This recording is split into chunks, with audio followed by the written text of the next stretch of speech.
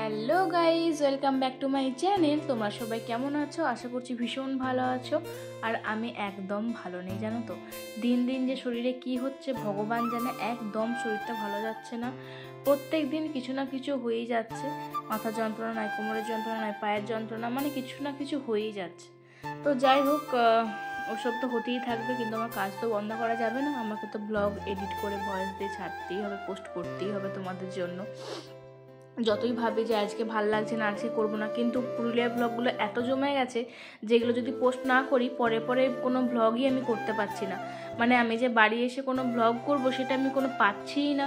মানে এতটা storage full হয়ে গেছে। তো এখনও পর্যন্ত আমি বাড়ি এসেছি, এতদিন হয়ে গেল, কিন্তু একটা ভিডিও আমি পোস্ট করতে, মানে একটা ব্লগও আমি নতুন করে কিছু করতে পারছি না।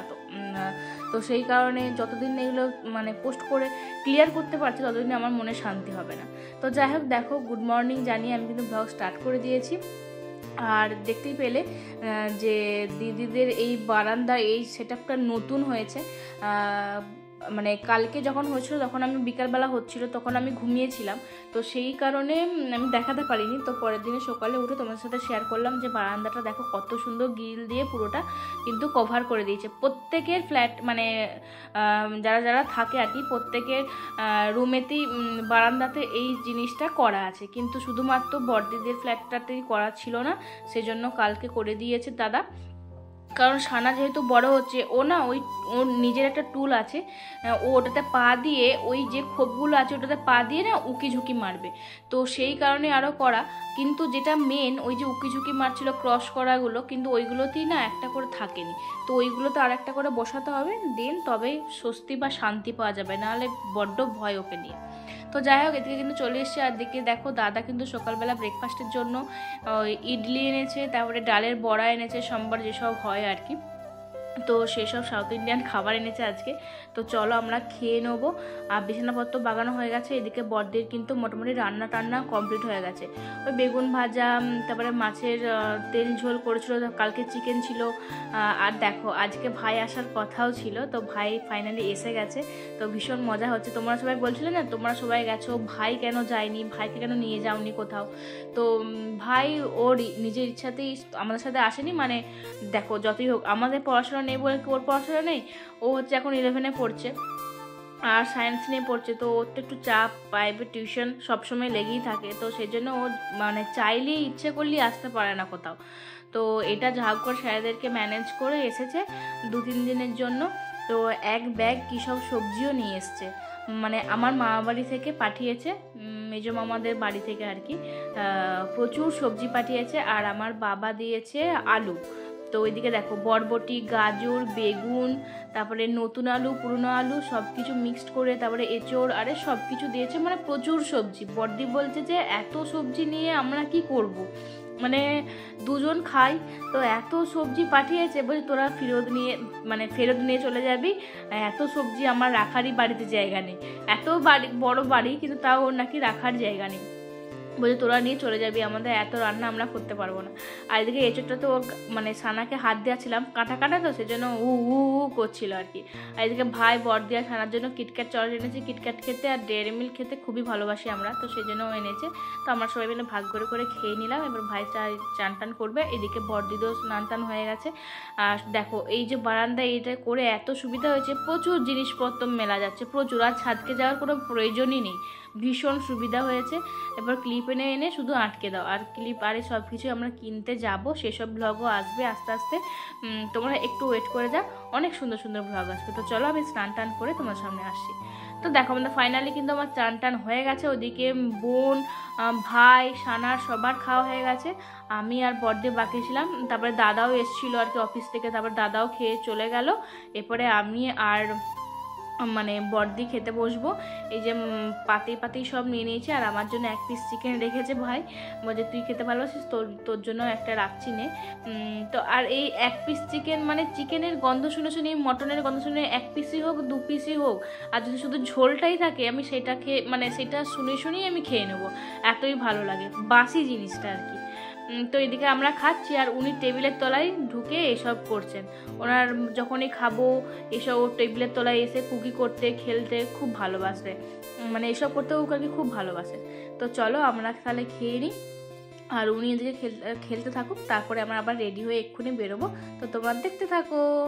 1000 years later. তো আমাদের কিন্তু খাওয়া দাওয়া কমপ্লিট হয়ে গেছে, আর আমরা কিন্তু রেডিও হয়ে গেছি।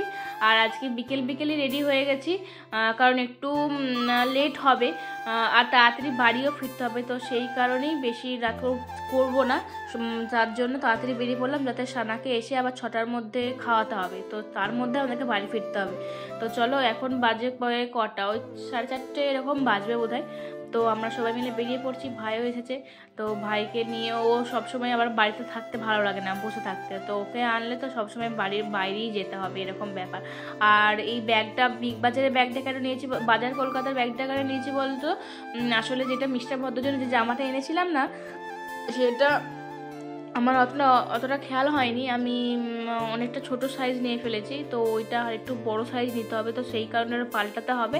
তো সেই জন্যে আরও যাওয়া। আর বড়দিরও একটা কাজ আছে। কি কাজ বলো তো, একটু পরেই জানতে পারবে। বড়দির একটা নতুন জিনিস আসতে চলেছে ওর বাড়িতে, মানে ও তো খুবই খুশি।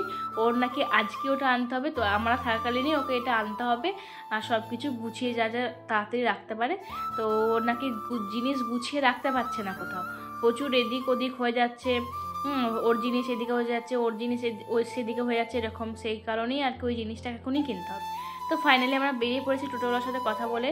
আর এদিকে দেখো, সেই যেটা তোমাদেরকে রাত্রেবেলাতে দেখায় সবসময় সাহেববান্ধা, সেটা দুপুরবেলাতে কত সুন্দর ভিউটা দেখতে ভালো লাগছে। আর এদিকে টোটোওয়ালাকে বললাম, দাদাকে, যে একটু দাঁড়াও, একটু দুটো ছবি তুলে আমরা চলে আসবো।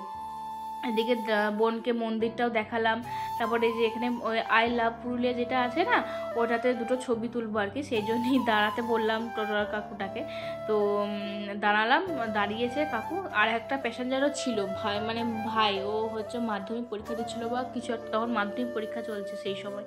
তো সে ছিল, তাও একটু তাড়াতাড়ি করছিলাম। এদিকে বোন ছবি তুলছে, আমার ছবি তোলা কমপ্লিট হয়ে গেছে। বড়দি আর সানা বসেছিল টোটোতে।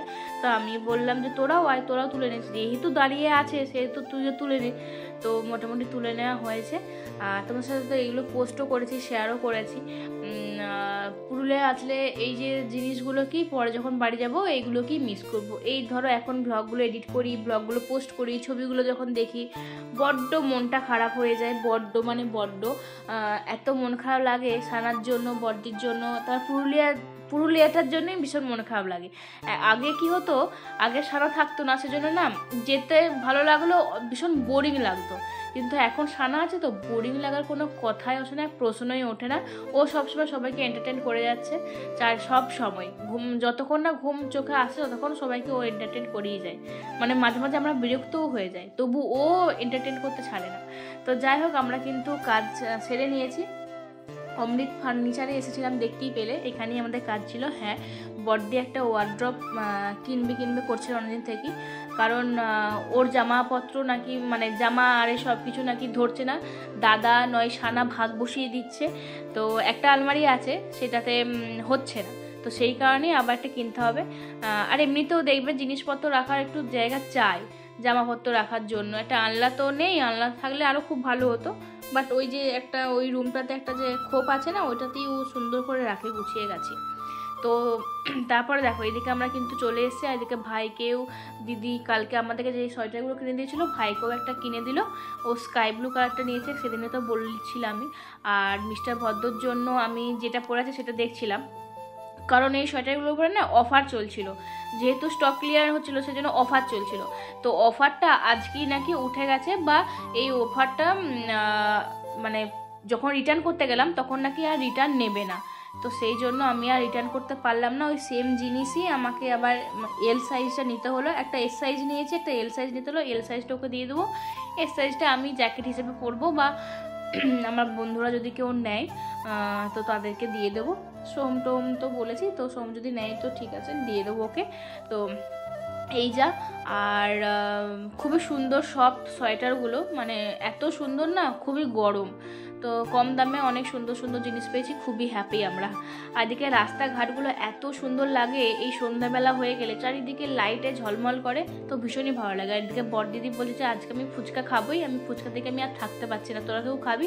আমি বললাম যে না, আমার ফুচকা খেতে খুব একটা পছন্দ করি না, বোনও ফুচকা খেতে খুব একটা ভালোবাসে না। আর ভাই কেন খায়নি কে জানে, একটা দুটো হয়তো বড়দের সাথে খেয়েছিল কি জানি, ভুলে গেছি। তো তারপরে আমরা অনেক ছবি টবি তুললাম ওখানটাতে। ছবি টবি তোলার পরে আমরা কিন্তু আবার বাড়ির জন্য রওনা দিয়ে দিয়েছি। আর একটু থাকা যেত, আর বাড়ির জন্য মোমোও নিয়ে নিয়েছি, আর কিছু খেলাম না এখানে, কারণ সানাকে খাওয়াতে হবে, সেই কারণে আমাদেরকে তাড়াতাড়ি বেরোতে হচ্ছে, বেরিয়ে যেতে হলো। তো ফাইনালি আমরা কিন্তু বাড়ি এসে গেছি। আর ওইদিকে তোমার সন্ধ্যে দেখিয়ে দিয়েছি, সন্ধ্যে দেখিয়ে আমরা কিন্তু বড়দি চা করে নিয়েছে, আর চায়ের সাথে এদিকে আমাদের চাটাও হয়ে গেছে, মানে মোমোটাও আমরা সার্ভ করে নিয়েছি। সার্ভ করে কিন্তু এরপরে চলো সবাই মিলে হামলা করবো এটার উপর। আর আমার যে মোমো খেতে কী ভালোবাসি তোমাদেরকে সেটা বলে বোঝাতে পারবো না। মোমো আর বিরিয়ানি আমার ফেভারিট, সব থেকে পছন্দের খাবার যদি হয়ে থাকে আমার চিকেন মোমো আর বিরিয়ানি সব থেকে ফেভারিট খাবার। তো সবাই মিলে খেয়ে নিলাম। তো চলো খাওয়া দাওয়া করে আবার একটু খেলাখেলি করছিলাম সানার সাথে, বোনের সাথে বসে বসে গল্প টল্প করছিলাম, আড্ডা মারছিলাম, যেটা হয় আর কি। মেজদিকে আর ডোডোকে মিস করছিলাম। মেজদি তো ওই খাটের উপর বসে বসে আমার সাথে গল্প টল্প করতো। আর এদিকে বোন আমার ভ্লগ দেখছে, সেদিন আমি সরস্বতী পুজোর ভ্লগটা পোস্ট করেছিলাম, তো সেটাই ও দেখছে। সানাও মাঝে মাঝে দেখছে। ভাই ওদিকে শুয়ে আছে। আর এদিকে বড়দি রাতের খাবারের জোগাড় করতে, যে কি খাবি না খাবি সেটা। তো আজকে যেহেতু ছিল তোমার হচ্ছে যে মাঘী পূর্ণিমা, মানে ওই যে সেদিনকে যে ফ্ল্যাটের একটা দিদি বলে গেল যে তাদের বাড়িতে সত্যনারায়ণ পুজো আছে, তো সেখানকে দিদিদের আবার নেমন্তন্ন আছে, তো দিদি সৌগতদা ওখানে খাবে। আর আমাদের জন্য বাড়িতে রান্না হচ্ছে, এই যে তোমার পনির হচ্ছে আর হবে লুচি। তো পনিরটা বড়দি কেটে দিল, আর সব কিছু সবজিও কেটে দিয়েছে, মানে মশলাপাতি আরই। আর ভাই হচ্ছে রান্না করবে। ভাইয়ের রান্না তো দুর্দান্ত, আমরা খেয়ে জাস্ট কি বলবো, যখন হবে তখনই বুঝতে পারবে। ভাই আমাদের দারুণ রান্না করে, অথচ 5 মিনিট টাইম লাগে রান্না করতে। আর রান্নাটা এত টেস্টি করে, কি যে দেয় আমি ভগবান জানে। 5 মিনিটে রান্না কমপ্লিট, অথচ খেতে দারুণ টেস্টি। তো যাই হোক, এটাই বলছিলাম ওকে, যে সবাই মানে বলছিল যে তুই কীভাবে এত ভালো করে রান্না শিখলি, কোথা থেকে শিখলি? তো বলছে আমি আমার নিজের মন থেকেই শিখে ফেলেছি, কখনো কখনো ফোনও দেখি, এসব দেখে আমি শিখে ফেলেছি। এখন আর ফোনও দেখতে হয় না, কিছুই দেখতে হয় না। যদি কিছু নতুন আইটেম হয় তখন একবার ফোনটা দেখে নেয়, ব্যাস তারপর নিজের মন থেকে করে নেয়। তো ওকে প্রশংসা করছিলাম বলে ও একটু লজ্জা লজ্জা পাচ্ছিল। আর এদিকে দেখো, যে জিনিসটা আমরা কিনতে গেছিলাম সেই জিনিসটা কিন্তু এসে গেছে, কারণ ওখানেতে ভিডিও করতে অ্যালাউ করেনি, তো সেই কারণে তোমাদেরকে দেখাতে পারিনি যে জিনিসটা কি কিনলাম না কিনলাম।